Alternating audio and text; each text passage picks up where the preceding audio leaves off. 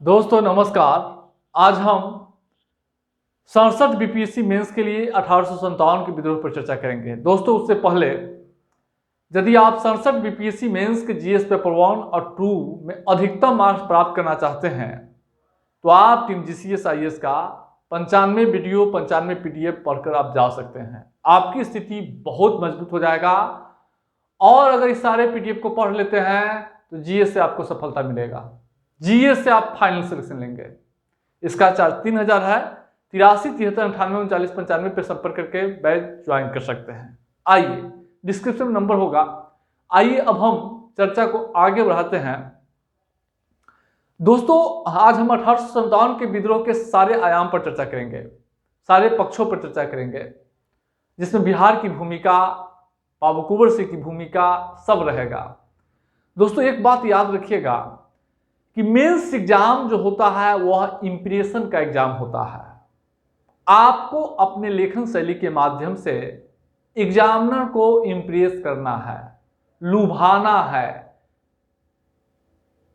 और लुभाने के लिए, किसी भी व्यक्ति को लुभाने के लिए कपड़ा तो है ही, यानी डेकोरेशन तो है ही, इसके साथ साथ मूल कंटेंट भी होनी चाहिए। वस्तु स्थिति क्या है आपका, उसी से कोई लुभेगा, इंप्रेस होगा। इसलिए डायग्राम फ्लो चार्ट तो साथ है ही, इसके साथ साथ स्थान का नाम, ईस्वी, आंकड़ा, ये सब भी होना चाहिए। तब जाकर कोई इंप्रेस होगा आपके लेखन शैली से, आपके कॉपी से। और जिस दिन इंप्रेस हो गया उस दिन समझिए आप ऑफिसर बन गए। सीधा फंडा हम जानते हैं, किसी भी एग्जामिनर को इंप्रेस करने के लिए मूल कंटेंट सटीक लिखिए, फ्लो चार्ट दीजिए, भूमिका प्रभावी लिखिए, रिजल्ट हो गया आपका। इसलिए भूमिका जो है, इसमें सबसे बड़ा रोल होता है भूमिका का और मूल कंटेंट का। अगर भूमिका मूल कंटेंट सही से अगर आप लिख देते हैं तो दुनिया की कोई ताकत नहीं है कि आपको रिजल्ट जो है हो जाए। और सैकड़ों डायग्राम बनाने वाले लोग जो है ऐसे ही घूम रहे हैं, समझ रहे हैं। इसलिए मेन है मूल कंटेंट। आपके पास कंटेंट है कि नहीं।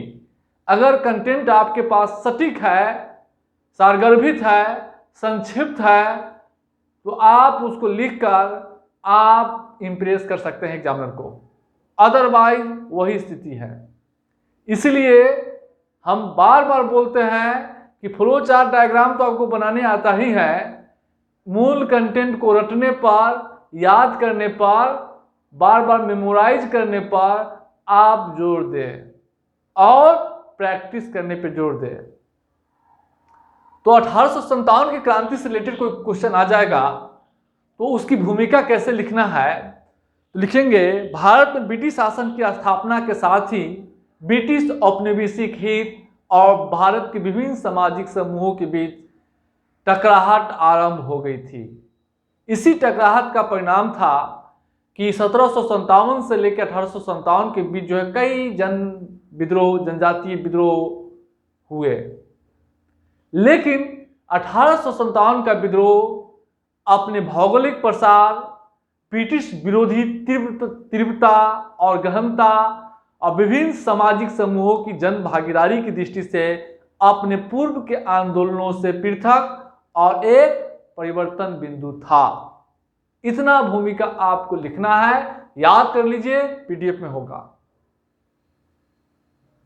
अब हम लोग आगे आइए। अब जो क्वेश्चन कहता है वहीं पे स्ट्राइक कीजिए, वहीं पे स्ट्राइक कीजिए। ये जरूरी नहीं है क्वेश्चन पूछ रहा परिणाम तो लिख रहे हैं आप कारण, ऐसे होगा है?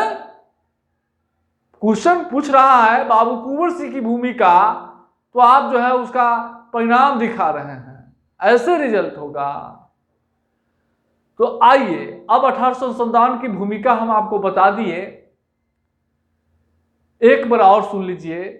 भारत में ब्रिटिश शासन की स्थापना के साथ ही ब्रिटिश औपनिवेशिक हित और भारत के विभिन्न सामाजिक समूहों के बीच टकराहट आरंभ हो गई थी।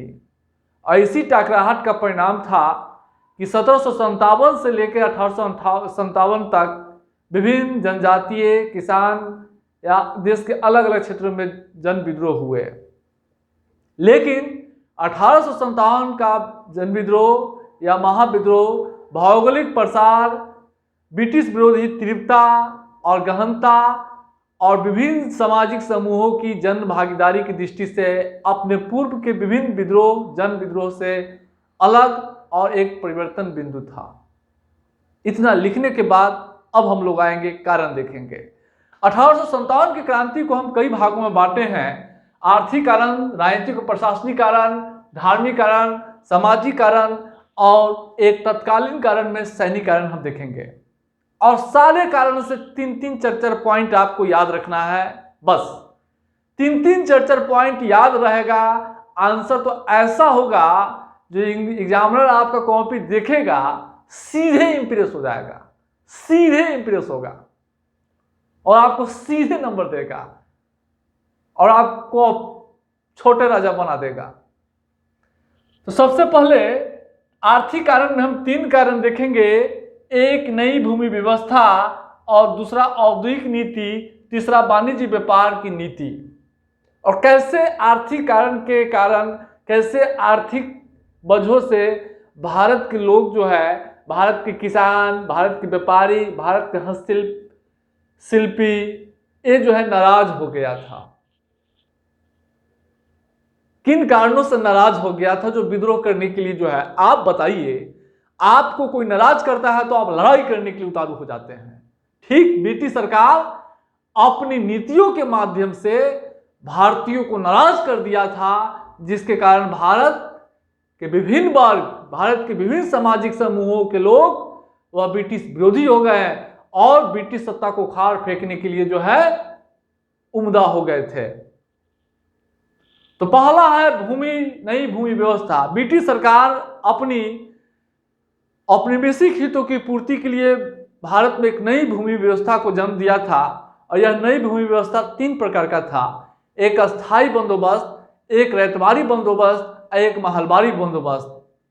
और तीनों के माध्यम में, तीनों से किसानों को जो है, तीनों में लगान की दर अत्यधिक ऊंचा था और जो किसान लगान देने में असफल था उसको जो है भूमि से उनको बेदखल कर दिया जाता था, उनकी भूमि नीलामी कर दी जाती थी। दूसरा कारण था कि ब्रिटिश सरकार अपनी भूराजस्व नीति के माध्यम से भूमि को क्रय विक्रय की वस्तु बना दिया था। क्रय विक्रय की, जो ही लगान देने में असफल था किसान, ऊंची लगान दर था, जिस कारण किसानों की भूमि बेच दिया जाता था, या किसान जो है लगान चुकाने के लिए अपने भूमि महाजन, साहूकार और जमींदारों का हाथ में जो है गिरवी रख देते थे। अस्थायी बंदोबस्त में सबसे बड़ी चुनौती था कि इसमें लगान की दर ही तय नहीं किया था और किसानों को जमीन को व जमींदारों को स्वामी बना दिया था। यानी अस्थायी बंदोबस्त में क्या हुआ था कि भूमि का मालिक जमींदारों को घोषित कर दिया गया था और जमींदार जो है अपना जो है विभिन्न किसानों से खेती करा के उसका 89% ब्रिटिश सरकार को और 11% अपने पास जो है रखते थे। इससे भूमि की नीलामी हो गई थी। अब इसी भूमि व्यवस्था के कारण जो है बाबू कुंवर सिंह की भूमि भी नीलाम हो गया था, इससे वे नाराज थे। तो ऊंची लगान की दर, भूमि की क्रय विक्रय की वस्तु और लगान वसूली में कठोरता बरतने से भारत के किसान जो है क्या हो गए थे, ब्रिटिश विरोधी हो गए थे और वे 1857 के विद्रोह में ब्रिटिश सत्ता को उखाड़ फेंकने के लिए वे आगे जो है बढ़ चढ़कर आगे आ गए थे। औद्योगिक नीति देखिए, भारत में ब्रिटिश सरकार अपनी औपनिवेशिक हितों की पूर्ति के लिए औद्योगिकरण को बढ़ावा दिया था। यानी भारत के जो प्राचीन हस्तशिल्प उद्योग था, विभिन्न उद्योग धंधों को नष्ट करके, समझ रहे हैं, इसके जगह भारत को कच्चे माल का उत्पादक राष्ट्र, कच्चे माल का निर्यातक राष्ट्र और ब्रिटिश मिलों की तैयार वस्तु के आयातक राष्ट्र में जो है बदल दिया। तो उद्योग धंधे, जो विभिन्न प्रकार के प्राचीन हस्तशिल्प उद्योग धंधे विनष्ट होने से जो विभिन्न प्रकार के कारीगर थे या उद्योग धंधों में छोटे स्तर पर उद्योग धंधों में कार्यरत लोग थे, बेरोजगार हो गए थे और सारे जो है कृषि भूमि पर जो है क्या हो गए थे, दबाव बढ़ गया था और गाँव में जो है ऋणग्रस्तता और कृषि पर जनसंख्या का दबाव बढ़ गया था। इससे जो हस्तशिल्प उद्योग में जो लोग छोटे मोटे व्यापारी थे, कारीगर थे, वे ब्रिटिश विरोधी हो गए। तीसरा है वाणिज्य व्यापार। मुक्त व्यापार की नीति के माध्यम से भारत के व्यापारियों को, जो छोटे स्तर पर व्यापारी थे, उसको भी नष्ट कर दिया। भारत के उद्योग धंधों को नष्ट कर दिया आयात शुल्क के माध्यम से। अब ब्रिटिश वस्तु बिना कर के भारत में आ सकता था, लेकिन भारत से जो वस्तु जाता था यूरोपीय देशों में, उसमें मोटे कर लगाया जाता था ताकि वो वस्तु महंगा हो जाए और यूरोप के बाजार में न बिक सके, ब्रिटेन में न बिक सके। इनसे किसान, छोटे मोटे हस्तशिल्प कारीगर और व्यापारी, ये सारे नाराज हो गए, ब्रिटिश विरोधी हो गए। विभिन्न प्रकार के छोटे छोटे किसान, जमींदार जो 1857 के विद्रोह में भाग लिए अलग अलग जगहों पे, हालांकि ज्यादातर जमींदार ब्रिटिश शासन के साथ ही था, वह इन्हीं कारणों से ब्रिटिश विरोधी हो गया था। यहां तक कि बाबू कुंवर सिंह की भूमि भी नीलाम कर दी गई थी। दूसरा है राजनीतिक और प्रशासनिक कारण। राजनीतिक और प्रशासनिक कारण में कई कारण है। सबसे पहले ब्रिटिश सरकार अपने भारत में अपने साम्राज्य को स्थायित्व करने के लिए कुछ प्रशासनिक व्यवस्था को जन्म दिया था। उस प्रशासनिक व्यवस्था का अंग था नौकरशाह, पुलिस, न्याय, राजस्व विभाग और सेना। इस नौकरशाह, न्याय, सेना, राजस्व विभाग, पुलिस के माध्यम से ब्रिटिश सरकार भारत में अपने औपनिवेशिक हितों को अस्थायित्व प्रदान किया और यही प्रशासनिक व्यवस्था भारतीयों में आक्रोश, नफरत पैदा किया। क्योंकि इनसे ब्रिटिश हित में ये काम केवल करते थे, भारतीयों को न्याय मिलना, पुलिस भारतीयों को सहयोग नहीं करती थी। यही नहीं, नौकरशाह था, वो उसमें भेदभाव करता था सामाजिक स्तरों पे, तो इसमें एक नफरत, आक्रोश का भावना पैदा हुआ। इसके बाद बेलेजली की सहायक संधि और डलहौजी की गोद लेने की प्रथा का अंत करके वो जिस प्रकार से छोटे छोटे देसी रियासतों को जो है ब्रिटिश साम्राज्य में मिलाया था, वो देसी रियासत भी जो है देसी रियासत, उससे भी जनता जो है नाखुश हो गई थी, नाराज हो गया था। क्योंकि देसी रियासत के यहाँ बहुत सारे जनसाधारण, नाई का काम, कपड़ा धोने का काम, सेना पुलिस का काम, चौकीदारी का काम, जजबानी का काम, विभिन्न प्रकार के लेखन शैली का काम, इस सब काम में जुड़े हुए बहुत सारे लोग थे। जब इनको विलय कर दिया गया तो ये लोग सभी जो है निराशित हो गए। और प्राचीन काल में जो छोटे छोटे राजा था, उसको जन समुदाय अपने संस्कृति, धर्म के रक्षक के रूप में मानते थे। जब यही नष्ट होने लगे तो आम भारतीयों को लगने लगा कि मेरा भी जो है अस्तित्व मिट जाएगा, मेरे संस्कृति पे, मेरे धर्म पे प्रहार किया जा रहा है, आप ही बताइए। गांव में बहुत सारे लोग देखते होंगे, ठीक ठाक पैसा वाला अगर है तो उसके आगे पीछे करने वाले गांव में बहुत लोग मिल जाएंगे, और पैसा वाला ही अब बहुत सारे लोग उसके यहाँ काम कर रहे होंगे। पहले होता था, अब नहीं, ऐसा अस्तित्व खत्म है, हम इसको अस्वीकार करते हैं। लोकतंत्र में ऐसा है, लेकिन पहले था। अब मान लीजिए उसको अस्तित्व मिटा दीजिएगा तो उसके दरबारी उरबारी में काम करने वाले लोग बेरोजगार हो जाएंगे, होंगे कि नहीं? तो वही स्थिति वहां था। तो उन लोगों में एक अब जो है लखनऊ में जो है नवाब की जो है अवध को जो है विलय कर दिया गया था। अवध के दरबार में जितने भी लोग काम करने वाले थे, कोई किताब छापने वाला काम करता था, किताब लेखन का काम करता था, कवि था, कोई संगीतकार था, नाई था, कपड़ा धोने वाला था, सुरक्षा कार्यों में लगे हुए थे लोग थे। अब अवध के नवाब को जो है गद्दी से उतार दिया गया, अवध को विलय कर दिया गया था, सारे बेरोजगार हो गए, सैनिकों को बर्खास्त कर दिया गया अवध की सुरक्षा में, वे सब नाराज हो गए। उसके बाद जो है उपाधियों के, जिस तरह से कर्नाटक, तंजौर और सूरत के नवाबों की उपाधियों से वंचित कर दिया गया था, वंचित करने की घोषणा की गई थी। इससे अन्य देसी राजाओं को भी लगा था कि उनका अस्तित्व भी संकट में है। नाना साहब को पेंशन बंद कर दिया गया था, बहादुर शाह को कह दिया गया था कि उनकी मृत्यु के बाद उनके वंशजों को वह पेंशन नहीं दिया जाएगा, लाल किला खाली करना पड़ेगा। इससे जो है लोगों में नाराजगी थी और पेंशन बंद करना, तो इससे अन्य राजाओं के मनोबल पर भी असर पड़ा और उन्हें भी लगने लगा कि उनका अस्तित्व अब संकट में है। जब राजाओं को लगने लगा कि उनका अस्तित्व संकट में है, तो राजा से जुड़े हुए लोग थे उनको भी लगने लगा कि उनकी धर्म, रक्षा, संस्कृति, आजीविका पर संकट मंडरा रहा है। वे लोग 1857 के विद्रोह में, ब्रिटिश विरोधी आंदोलन में वे कूदते चले गए, शामिल होते चले गए। तो यह राजनीतिक और प्रशासनिक कारण है। अब हम लोग धार्मिक कारण में देखेंगे। धार्मिक कारण में कई ऐसे कारण हैं। सबसे पहला 1813 के चार्टर एक्ट। 1813 के चार्टर एक्ट में ईसाई मिशनरियों को भारत में धर्म प्रचार की अनुमति दी गई थी।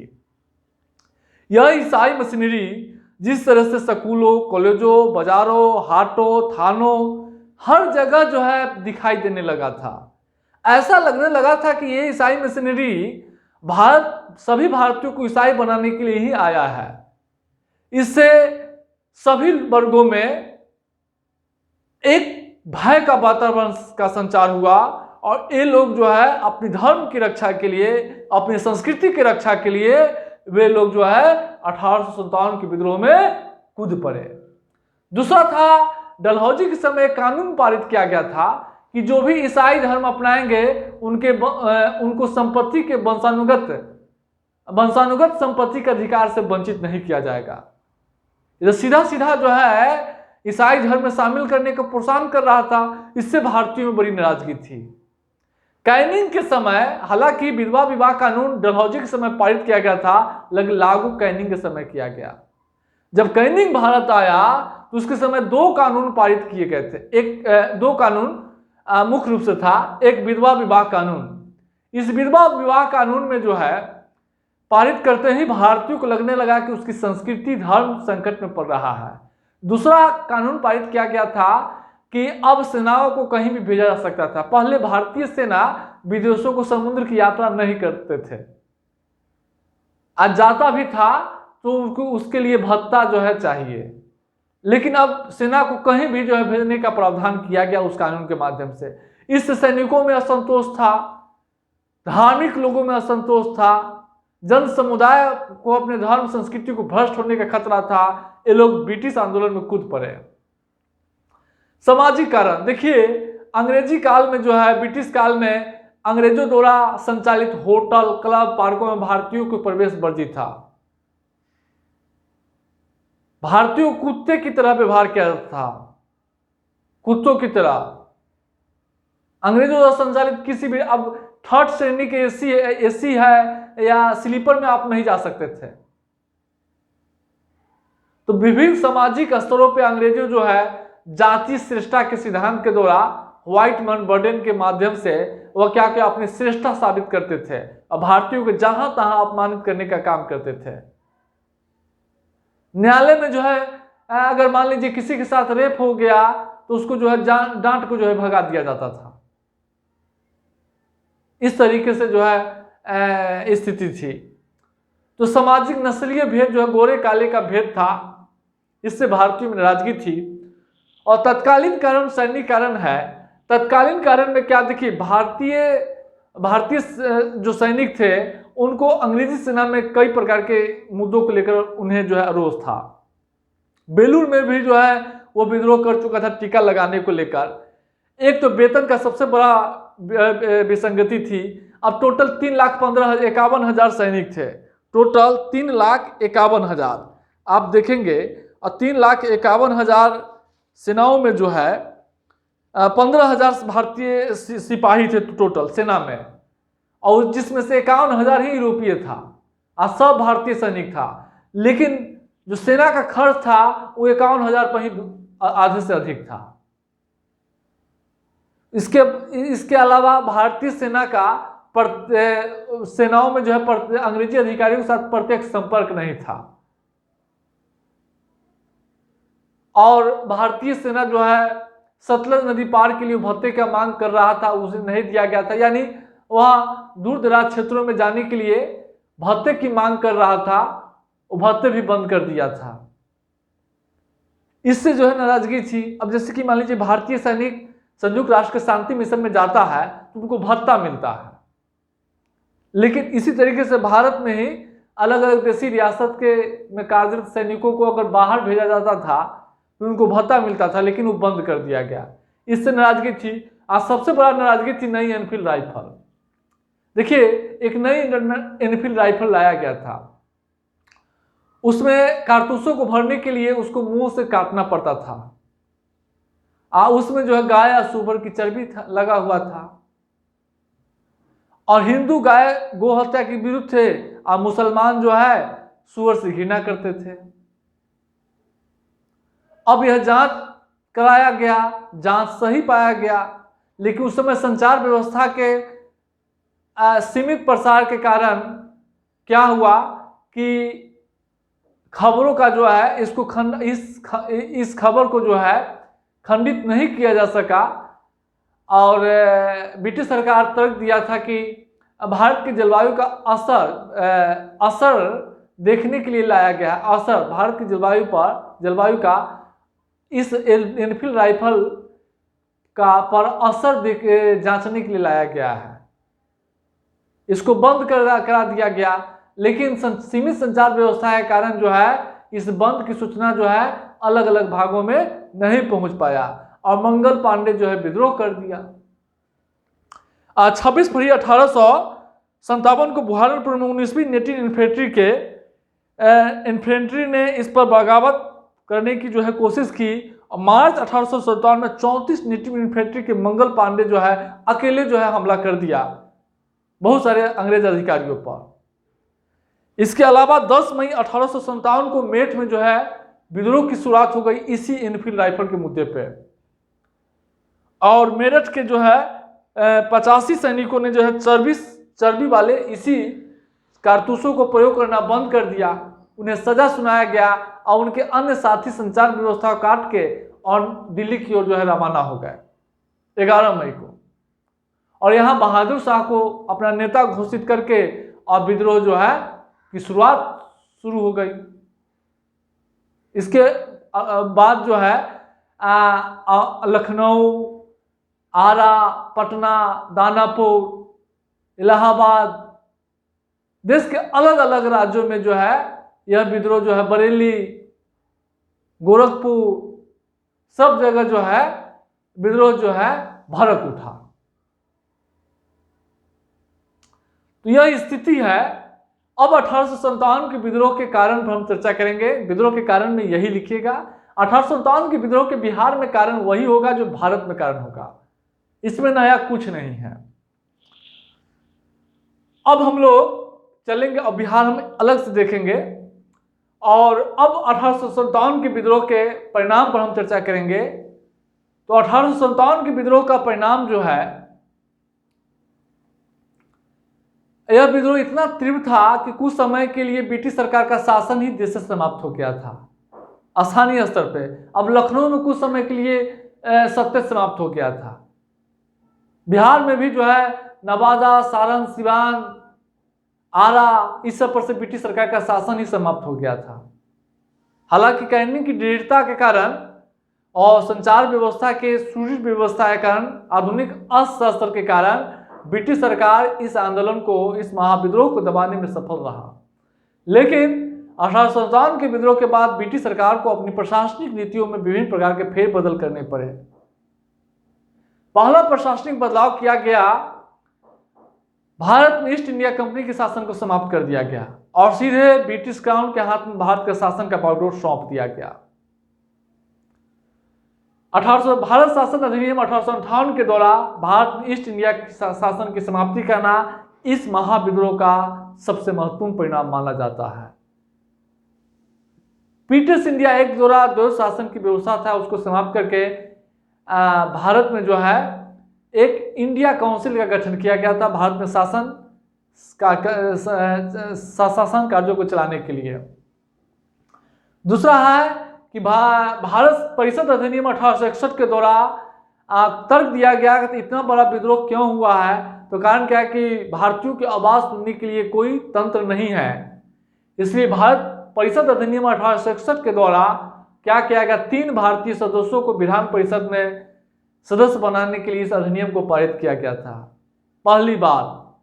और इस भारत परिषद अधिनियम 1861 के दौरान गवर्नर जनरल को पहली बार गवर्नर को अध्यादेश जारी करने का शक्ति दी गई थी, जो वर्तमान में राष्ट्रपति या राज्यपाल को, और राज्यपाल को 213 और राष्ट्रपति को 123 के तहत अध्यादेश द्वारा कानून बनाने की शक्ति दी गई है, वह यहीं से लिया गया है, भारत परिषद अधिनियम 1861 के तहत। और सिविल सेवा में भी भारतीयों को प्रवेश की अनुमति जो है दिया गया था। इसके बाद सेना में सुधार। अब सेना में सुधार जो है, सेना में सुधार क्या किया गया था, अब विभिन्न क्षेत्रों में विभिन्न जातीय विभिन्न धर्मों के रेजिमेंट का निर्माण किया गया था। गोरखा रेजिमेंट, राजपूत रेजिमेंट, देख रहे हैं अलग अलग क्षेत्रों से रेजिमेंट का निर्माण किया गया था। और भारतीय यूरोपीय सैनिक का अनुपात 1:2 कर दिया गया था। और उच्च जाति के हिंदुओं से सेना की भर्ती बंद कर दी गई थी। अब किसान और निम्न जातियों के लोगों को सेना में जो है भर्ती आरंभ किया गया था। सेना में सुधार। उसके बाद महारानी 1 अक्टूबर 1858 को महारानी विक्टोरिया घोषणा की गई थी। इस विक्टोरिया घोषणा में देशी रियासतों को, देशी राजाओं को बनाए रखने की नीति का पालन किया गया था, विलय की नीति को परित्याग कर दिया गया था और भारतीय समाज में दखल देने की नीति को पर जो विभिन्न प्रकार के धार्मिक मामलों है दखल देने की नीति को जो है परित्याग कर दिया गया था। ईसाई मिशनरियों को भारत में धर्म प्रचार की छूट को जो है वापस ले लिया गया था, उस पर प्रतिबंध पर रिस्ट्रिक्शन लगाया गया था। और क्या किया था, यहीं से फूट डालो राज करो की नीति को अवलंबन किया। विभिन्न जाति विभिन्न धर्मों में फूट डाल को कैसे इस पर राज किया जाए, इस नीति का अवलंबन यहीं से किया गया था। इसके बाद आगे चल के वर्नाकुलर प्रेस एक्ट लाया गया, प्रेस पर नियंत्रण लगाया गया था। मूल जो कठिनाई था आर्थिक शोषण, क्योंकि ब्रिटिश सरकार का मुख्य उद्देश्य था आर्थिक शोषण, इसमें कोई फेरबदल नहीं किया गया था। सामाजिक स्तर पर विभिन्न समाज सुधार के काम, जातीय विवाह, विधवा विवाह, जाति प्रथा, इसके अलावा ठगी प्रथा, दास प्रथा, नरबली प्रथा, सती प्रथा, इस तरह के जो सामाजिक सुधार था, बाल विवाह, इस सब को छोड़ दिया गया। यहीं पे राजनीतिक स्तर पर सेफ्टी बल के रूप में काम करने के लिए देशी रियासतों को बनाए रखने की नीति के अवलंबन किया गया था, विलय की नीति को परित्याग कर दिया गया था। अब भारत का शासन सीधे ब्रिटिश शासन संसद द्वारा चलाया जाने लगा। तो इस क्रांति की महत्वपूर्ण परिणाम आपको इसी तरीके से इतना लिख दीजिएगा ना, एक्सेलेंट नंबर, इंप्रेस हो जाएगा एग्जामिनर, हो जाएगा इंप्रेस। अब हम लोग 1857 की क्रांति में बिहार की भूमिका लिख कर बताएंगे, तब जो है कैसे लिखना है वह बताएंगे।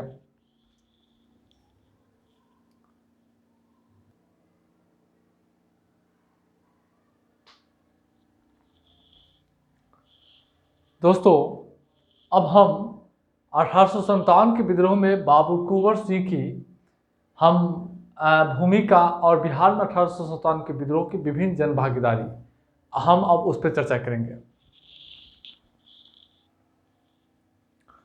तो आप जो है 1857 के विद्रोह के कारण और परिणाम देख लिए हैं। अब 1857 के विद्रोह का बिहार में जो है भूमिका देखेंगे। बिहार में भूमिका, तो सबसे पहले आप एक चीज़ याद रखिएगा कि बिहार में 1857 के विद्रोह की शुरुआत एक सैनिक विद्रोह के रूप में हुआ है, जब देवघर के रोहिणी में 32वीं इन्फेंट्री रेजिमेंट के सैनिकों ने जो है 12 जून 1857 को 32वीं इन्फेंट्री रेजिमेंट के सैनिकों ने Norman Leslie, lieutenant Norman Leslie और उसके सहायक सर्जन ग्रांट की हत्या किया। इसके बाद जो है फिर कंपनी के रेजिमेंट का मुख्यालय देवघर से ट्रांसफर करके वह भागलपुर कर दिया गया। उसके बाद दानापुर के सैनिक भी जो है, दानापुर में के जो सैनिक थे वे भी इसमें जो है सक्रिय हो गए। इसके बाद जो है पटना में 3 जुलाई 1857 को पीर अली के नेतृत्व में जो है विद्रोह हुआ, और इस पीर अली के नेतृत्व में विद्रोह में जो है अफीम व्यापार के एजेंट लायल जो है मारा गया था। 36 लोगों को इसमें गिरफ्तारी हुई थी। कुछ लोगों को काला पानी की सजा दिया गया था, कुछ लोगों को फांसी की सजा दिया गया था, कुछ लोगों को जो आजीवन कारावास की सजा दिया गया था। इसके बाद जो है गया में 3 जुलाई को जो है विद्रोह हुआ। विद्रोह बहुत भयानक था। इसके अलावा भागलपुर में जो है 9 अक्टूबर को जो है विद्रोह हुआ। भागलपुर में सिवान और सारण में विद्रोह इतना तीव्र था कि 26 जुलाई से 3 सितंबर तक अंग्रेजी शासन का सत्ता ही समाप्त हो गया था। इसके बाद मुजफ्फरपुर में 11 जुलाई को 11वीं पैदल सेना के सवारों ने जो है विद्रोह कर दिया। नालंदा और नवादा में जो है 24 अगस्त को भयंकर विद्रोह हुआ। तो यह विद्रोह बिहार के अलग अलग जिलों में, अलग अलग क्षेत्रों में विद्रोह की लहर जो है आप देख रहे हैं। आपको परीक्षा में बस इतना याद रखना है, नहीं इतना ही मार्किंग पैटर्न पे हम आपको बता रहे हैं, कहानी नहीं बता रहे हैं। कहानी से मार्क्स मिलता नहीं है, यादो नहीं रहता है। याद रखिएगा डेट और स्थान याद रखिएगा। इसके अलावा बाबर कुंवर सिंह की विद्रोह भूमिका देखिए। 26 जुलाई को दानापुर के सैनिकों ने जो है शाहबाद पहुंचकर बाबर कुंवर सिंह को जो है अपना नेता घोषित किया। और बाबू कुंवर सिंह जो है, चूंकि उनकी जिम्मेदारी भी जो है कंपनी की नीतियों के कारण चली गई थी, इसलिए अंग्रेजी सरकार से लोहा लेने के लिए बाबर कुंवर सिंह जगदीशपुर में ही क्या किया था कि बंदूक गोला बारूद का कारखाना बनाया और यहाँ पर दुर्ग का मरम्मत करवाया। ठीक है, और 10,000 देशभक्त सैनिकों को एकत्र किया अंग्रेजी सरकार से लड़ने के लिए। इसके बाद आरा को ब्रिटिश शासन से जो है, इन साधनों के बल पे आरा को ब्रिटिश शासन से मुक्त कराकर वहां नागरिक सरकार का जो है गठन किए। 30 जुलाई को बाबर कुंवर सिंह कैप्टन डनबर को जो है पराजित किए। फिर उसके बाद जो है जब कैप्टन डनबर पराजित हुआ तो मेजर विंसेंट आयर जो है आरा पहुंचा और वहां आरा पर वह कब्जा कर लिया। आरा पर कब्जा करने के बाद क्या हुआ कि बाबू कुंवर सिंह जो है सासाराम होते हुए रोहतास पहुंचे और वहाँ रोहतास में जो है रामगढ़ बटालियन के विद्रोही सैनिकों को साथ लिए और लखनऊ पहुंच गए। फिर लखनऊ से कानपुर पहुंचकर नाना साहब के साथ जो है अंग्रेजों को परास्त किए कि नाना साहब के डिविजनल कमांडर थे बाबर कुंवर सिंह, वही बने थे, परास्त किया।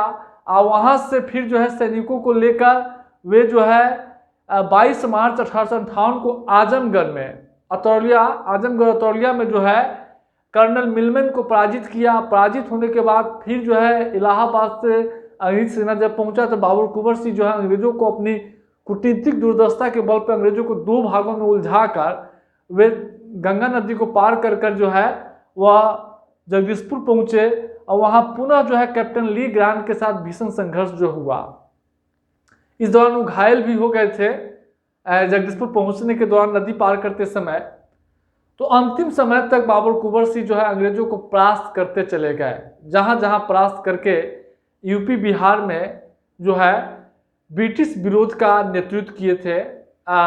पूर्वी यूपी में 1857 की इनकी इन्हीं जो है क्रिया बहादुरी के कारण जो है आज भी वे बिहार के युवाओं में और बिहार के सामाजिक संरचना में एक युग पुरुष के रूप में, बलिदान पुरुष के रूप में और उनकी साहस और बलिदान की जो है आज भी जो है लोग प्रेरणा ले रहे हैं। तो आपको मेंस में इतना ही लिखना है, बस इससे आपका काम चल जाएगा। कहानी लिख का कुछ नहीं होगा, टू द पॉइंट घटना पीडीएफ में भी बना दिया गया है, बस पॉइंट देके ऐसे ही लिख देना है, इतना आपको याद करके जाना है। तो बिहार में आप देख रहे हैं कि अलग अलग वर्गों की विभिन्न जन समुदायों की भागीदारी रही है, अलग अलग जिलों में इसकी भागीदारी रही है। तो 1857 के विद्रोह का बिहार पर क्या प्रभाव परिणाम हुआ वह देख लीजिए। देखिए, कुछ समय के लिए बिहार में जो है जैसे आरा हो गया, नवादा नालंदा हो गया, सारण सिवान हो गया, अंग्रेजी सत्ता समाप्त हो गया था। तो 1857 के विद्रोह का सबसे बड़ा महत्वपूर्ण परिणाम है, बिहार में महत्व है कि कुछ समय के लिए बिहार से ब्रिटिश शासन जो है समाप्त हो गया था। दूसरा, अगर आप देखेंगे तो 1857 के विद्रोह में विभिन्न वर्गों की भागीदारी थी। अगर क्षेत्रीय भौगोलिक प्रसार की दृष्टि से देखेंगे तो 1857 के विद्रोह बिहार के समूचे जिलों को जो है प्रभावित किया है। समूचे जिलों में जो है ब्रिटिश विरोधी आवाज जो है उठाई गई थी। तो एक बिहार का मैप बना के और दिखाना है आपको इसी तरीके से। इसके अलावा आप देखेंगे 1857 के विद्रोह में बिहार में हिंदू मुस्लिम एकता देखी गई थी। यही एकता बाद के आंदोलनों में जो है देखी गई है। बाबर कुंवर सिंह के 1857 के विद्रोह जो है बिहार के लोगों में देशभक्ति स्वाधीनता की जो लहर पैदा किया था, जो लहर जागृत किया था, वो बाद के आंदोलनों में जो है देखा गया है। 1857 के विद्रोह में बाबू कुंवर सिंह की जो बलिदान है, बिहार के लोग हमेशा उससे प्रेरणा जो है लेते रहे हैं। इसके अलावा बिहार में 1857 के क्रांति के दौरान जो सामंतवादी ढांचा चरमराया वह आज तक चरमराया ही रह गया, सदा के लिए तिरोहित हो गया। इसके अलावा बिहार में जो है बिहार से ब्रिटिश ईस्ट इंडिया कंपनी का शासन समाप्त होकर सीधे ब्रिटिश शासन का नियंत्रण स्थापित हो गया। बिहार के विभिन्न सामाजिक वर्गों में जो हस्तक्षेप करने की नीति अपनाया गया था, धार्मिक मामलों में, संस्कृति में, वो ब्रिटिश सरकार त्याग कर दिया गया था। बिहार के छोटे मोटे राजा को बनाए रखने की नीति को अवलंबन किया गया था और जो विभिन्न प्रशासनिक बदलाव किए गए थे उसका बिहार पर भी असर पड़ा है। तो यह 1857 की क्रांति का विभिन्न जो है परिणाम आप देख रहे हैं। इसी परिणाम को आपको लिखना है, इसी परिणाम को।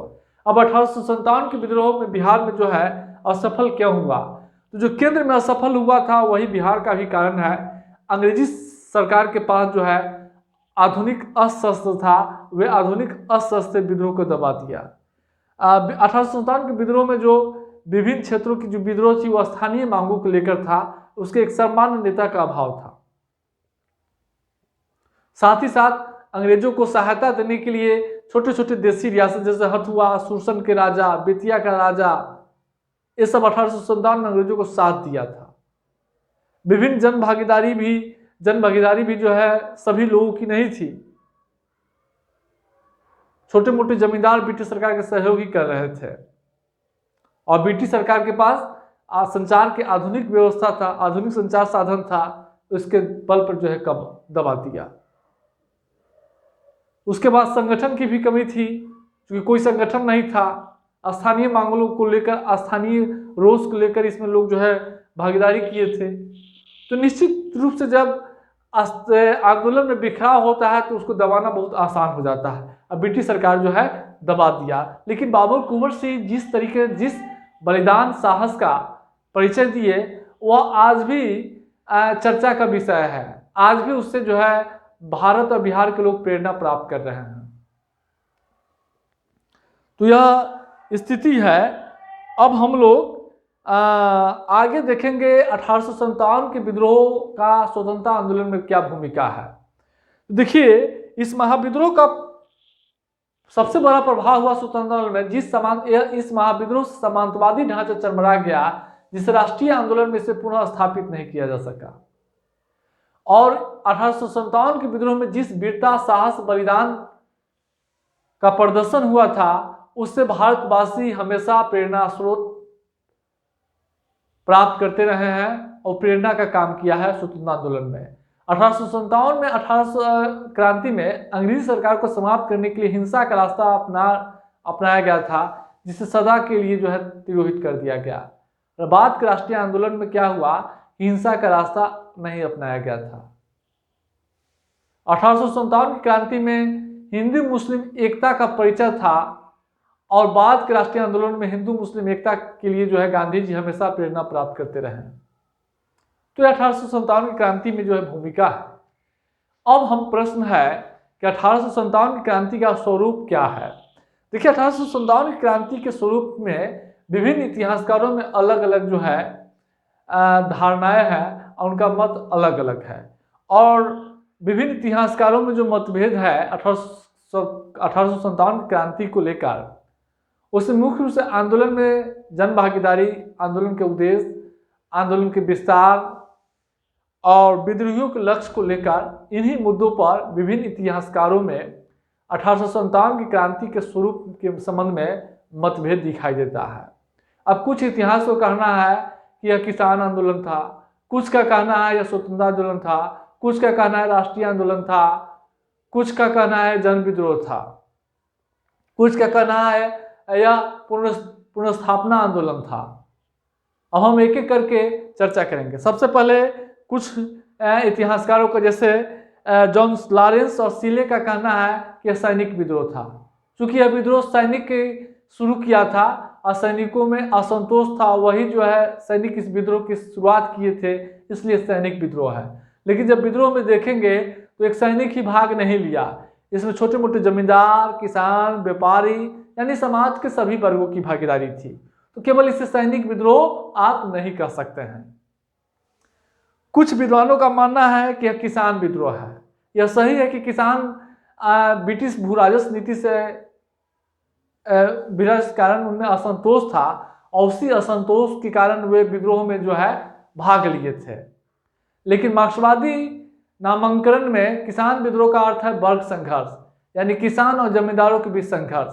जब इस आंदोलन को देखेंगे तो किसान जमींदारों के बीच संघर्ष नहीं था। किसान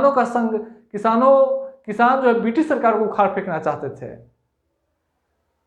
और यहाँ तक कि आंदोलन के दौरान देखा गया था कि जिन जमींदारों की भूमि अंग्रेज सरकार के कारण नीलाम कर दिया गया था और किसानों को दे दिया गया था, वो किसान जो है वो भूमि लौटा भी दिए थे जमींदार को। तो केवल किसान विद्रोह नहीं कर सकते हैं, ना मार्क्सवादी नामांकन के अनुसार इसे किसान विद्रोह नहीं कर सकते हैं। मार्क्सवादी नामांकन में किसान विद्रोह का अर्थ है जमींदार के साथ संघर्ष, लेकिन इस विद्रोह में जमींदार के साथ संघर्ष न होकर किसके साथ, अंग्रेजों के साथ संघर्ष था। अंग्रेजों को उखाड़ फेंकना चाहते थे। दूसरा है पुनर्स्थापना विद्रोह। कुछ विद्वानों का कहना है कि यह पुनर्स्थापना है। जो विद्रोही थे वह जो ब्रिटिश सरकार से पहले की व्यवस्था है उसको स्थापित करना चाहते थे। और यह बात सही है कि लखनऊ में, अवध में जो है जो व्यापक जन भागीदारी थी, उसके पीछे वही था जो पुरानी व्यवस्था है उसको बहाल करना। लेकिन इसका अर्थ यह नहीं है कि पुरानी व्यवस्था है उसी को बहाल करना। इसमें जो है पुरानी व्यवस्था को बहाल करने के साथ साथ परिवर्तनवादी तत्व भी मौजूद था। अब परिवर्तनवादी तत्व मौजूद नहीं था तो सामंतवादी ढांचा चरमरा गया था, लेकिन पुनः जो है इसको स्थापित करने का प्रयास नहीं किया गया था। स्वतंत्रता संग्राम के रूप में कुछ विद्वानों जैसे सावरकर, डॉक्टर सेन इसे स्वतंत्रता संग्राम के रूप में इसको व्याख्यात करते हैं।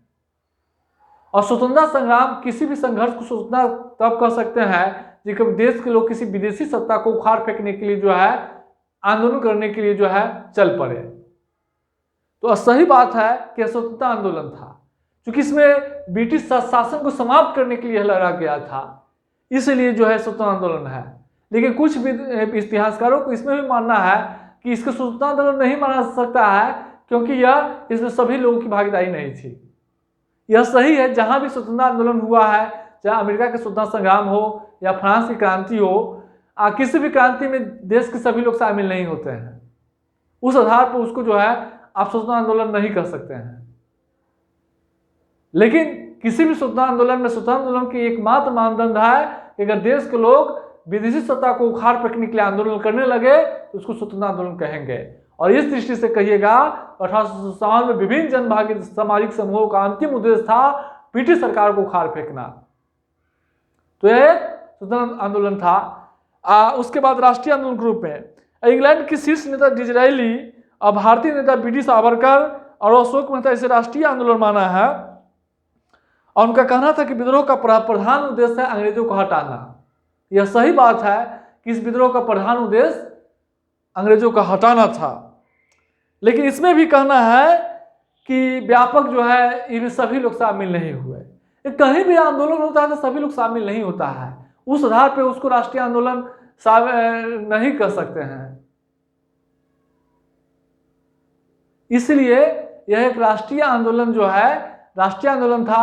इसका उद्देश्य था अंग्रेज शासन को समाप्त करना और व्यापक जन भागीदारी इसमें शामिल थी।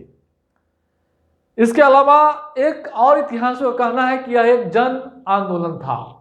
तो 1857 की क्रांति एक जन आंदोलन था। यह कैनिंग भी स्वीकार कर चुका था इस बात को, ब्रिटिश सरकार भी अपने दस्तावेजों में स्वीकार कर चुका था। जिस तरीके से 1857 की क्रांति में भाला, बर्छा, छुरा, लाठी, डंडा का इस्तेमाल किया गया था, उससे यह साबित होता है कि यह जन विद्रोह है। विभिन्न क्षेत्रों में विभिन्न लोगों की भागीदारी थी, अलग अलग सामाजिक समूहों की भागीदारी थी, महिला पुरुष की भागीदारी थी, इसलिए यह एक जन विद्रोह है। लेकिन इसमें भी कहते हैं कि सभी लोगों की भागीदारी नहीं थी, इस आधार पर इसे जन विद्रोह नहीं कर सकते हैं। लेकिन ऐसा नहीं, कहीं भी जन विद्रोह होता है तो समाज के सभी सामाजिक समूह, विभिन्न सामाजिक समूहों में जो सभी लोग शामिल नहीं होते हैं, जहां भी जन विद्रोह होता है उसमें अधिकांश लोग शामिल होते हैं। इसका अर्थ यह नहीं है कि सभी लोग शामिल होंगे। सबसे बड़ा प्रमाण है कि भाला, गरछा, बंदूक, लाठी, डंडा का इस्तेमाल किया गया था। इस आधार पर 1857 की क्रांति को जन विद्रोह कहा ही जाएगा। इस प्रकार 1857 के स्वरूप अलग अलग था, लेकिन एकमात्र था इसका उद्देश्य ब्रिटिश शासन को उखाड़ फेंकना। दोस्तों, इस टॉपिक को आप इसी तरीके से पॉइंट वाइज डायग्राम के साथ, मैप के साथ आप बनाकर लिखिएगा, हाईएस्ट मार्क्स आपको मिलेंगे। हाईएस्ट मार्क्स, बस जितना बोले हैं उतना उतार के आइए ना, कोई रोकेगा नहीं एसडीएम बनने से, कोई नहीं रोकेगा। एसडीएम बना है ना, रैंक 35 कैसे निकाल दिया, अपने बैच से रैंक 35 लाया है। वो क्या किया, सारा पीडीएफ को, वीडियो को जाकर उतार के आया है, फाइनल सिलेक्शन है, रैंक 35 आया है। तो फिर हम आगे देखेंगे।